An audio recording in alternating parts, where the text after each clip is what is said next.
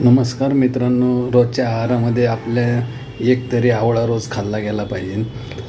कारण आपण जे अन्न खातो आंबट, खारट, गोड, तिखट, पण तुरट अन्न आपल्या पोटात जात नाही आणि तुरटपणा पण आपल्या पोटात गेला पाहिजे.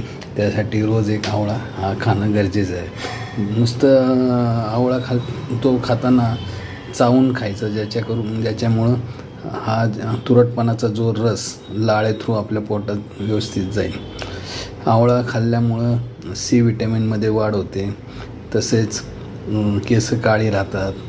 नंतर पित्ताचे त्रास कमी होतात. असे बरेच गुणधर्म आहे. त्रिफळा चूर्णामध्ये पण आवळा असतो.